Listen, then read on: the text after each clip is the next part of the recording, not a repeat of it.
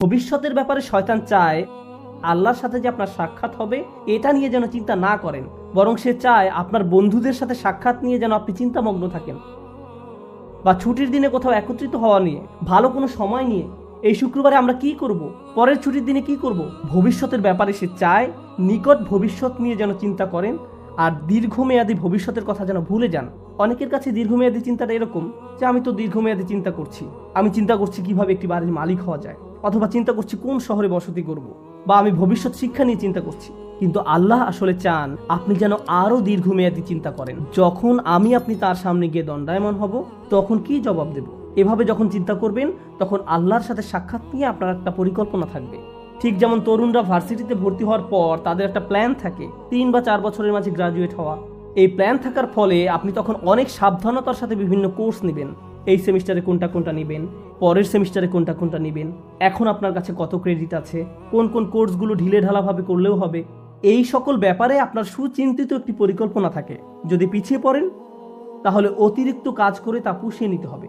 কিন্তু যদি আপনার কোনো লক্ষ্য না থাকে, যারা ভার্সিটিতে যায় কিন্তু কবে গ্র্যাজুয়েট হবে এই ব্যাপারে কোনো মাথা ব্যথা নেই, 10 বছর যাবৎ ভার্সিটিতে পড়ে আছে, তোমার মেজর কোন বিষয়, আমি এখনো ভাবছি, তোমার চুল পেকে গেছে আর এখনো মেজর সাবজেক্ট নিয়ে চিন্তা করছো, এরকম উদ্দেশ্যহীন মানুষও রয়েছে। শয়তান মানুষের এমন উদ্দেশ্যহীন জীবনই পছন্দ করে।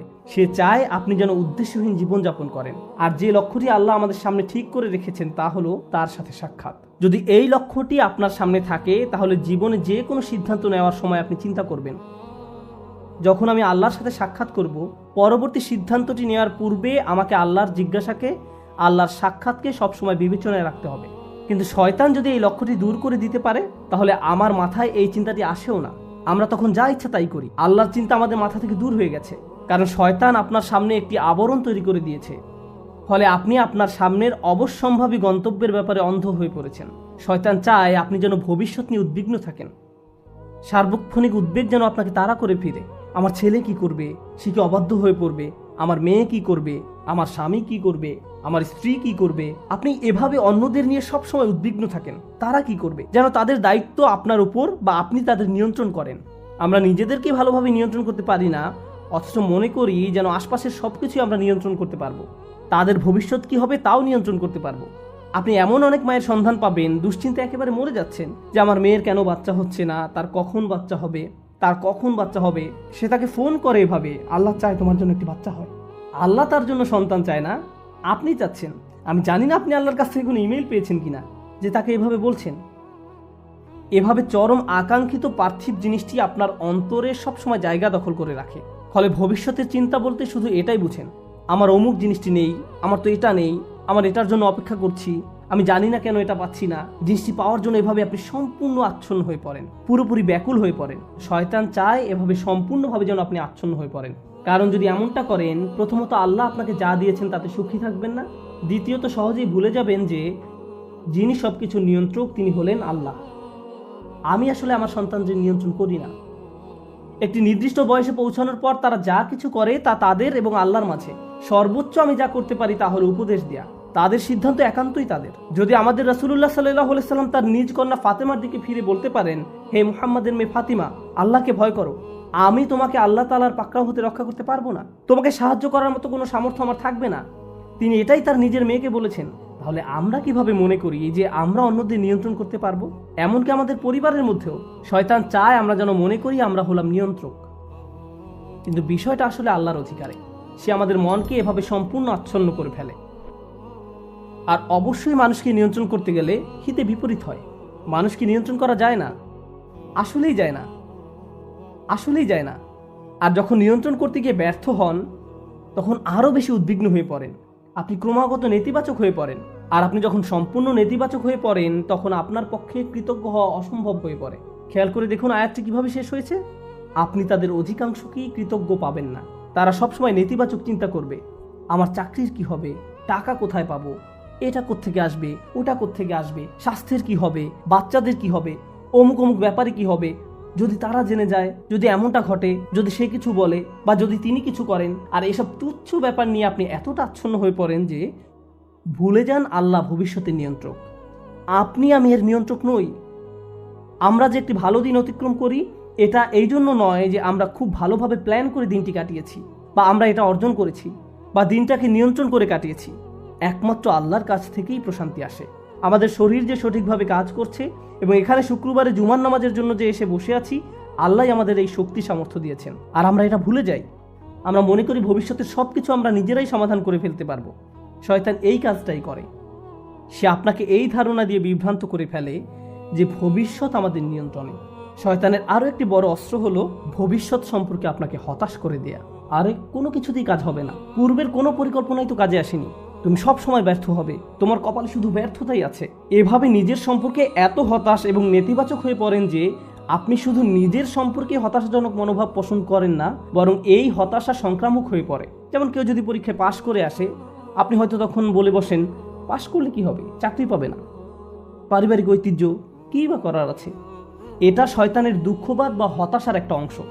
সে আপনার কাছ থেকে এটাই আশা করে। কারণ কেউ যদি সবসময় এভাবে দুঃখ এবং হতাশায় নিমজ্জিত থাকে, তাহলে কিভাবে সে আল্লাহর প্রতি আশা ধরে রাখবে?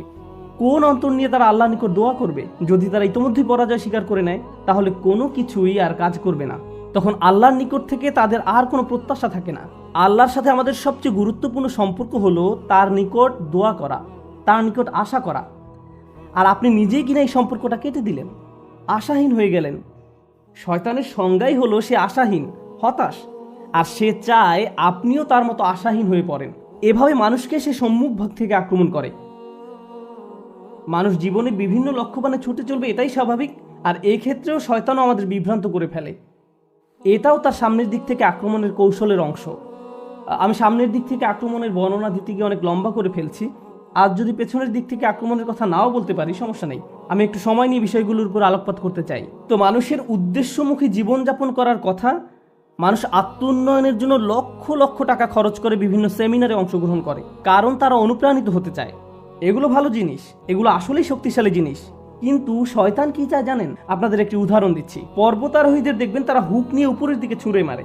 আপনি যদি আপনার হুক 20 ফিট উপরে নিক্ষেপ করেন, আপনি কেবল ততটুকু উপরেই পৌঁছতে পারবেন। আপনি যদি 30 ফিট উপরে হুক নিক্ষেপ করেন, তাহলে 30 ফিট উপরে পৌঁছতে পারবেন। শয়তান চায় আপনি যেন আপনার হুক খুবই অল্প দূরত্বে নিক্ষেপ করেন।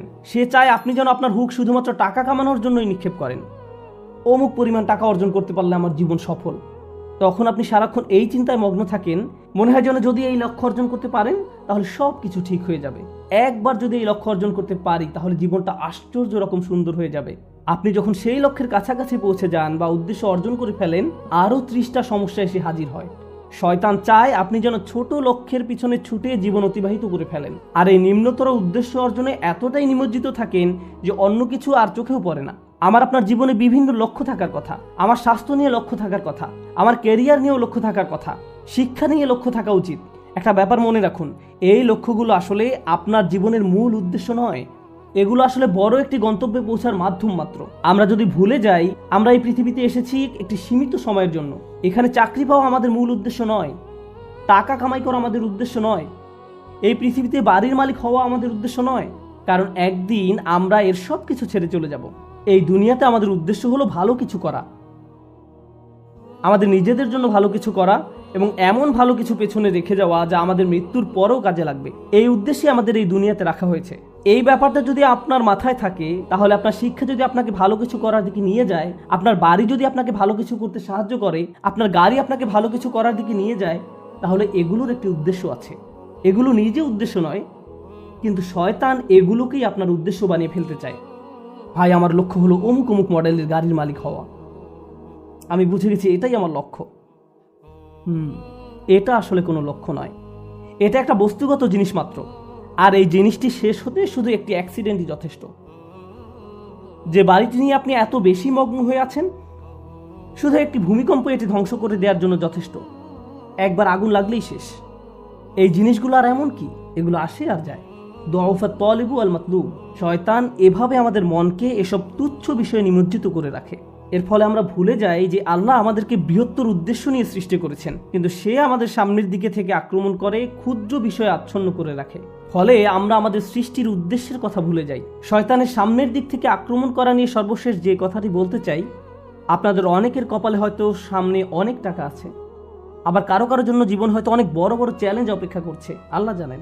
কারো কারো জীবন হয়তো অনেক সুখ অপেক্ষা করছে, আল্লাহ জানেন, আমরা জানি না। কিন্তু একটা বিষয় আমরা সবাই জানি, সবারই সময় রয়েছে।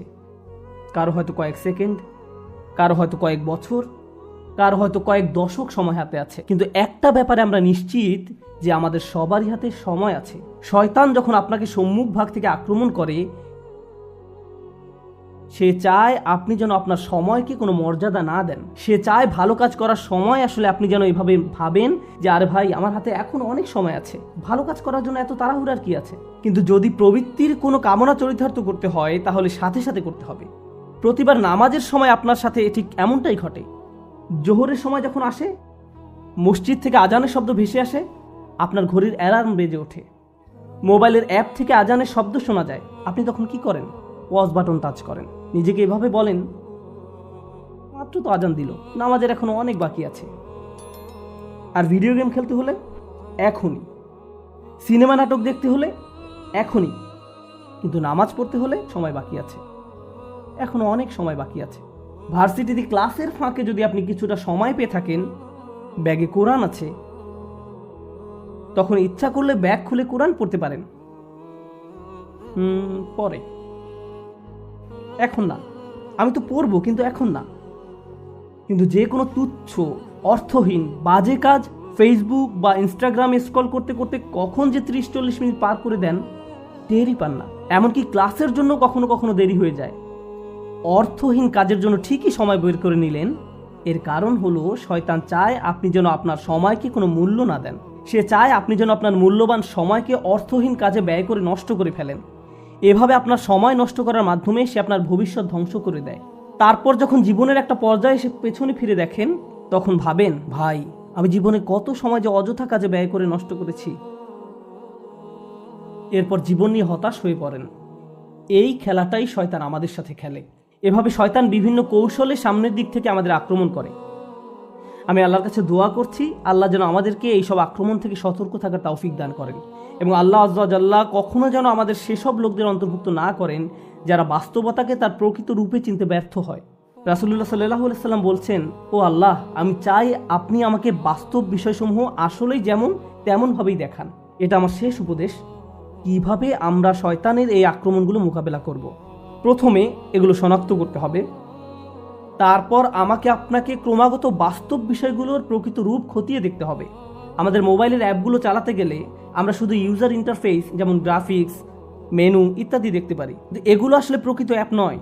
এর পেছনে সোর্স কোড আছে, আপনি সেই কোড দেখতে পান না, আপনি শুধু ফ্রন্ট এন্ড দেখতে পান।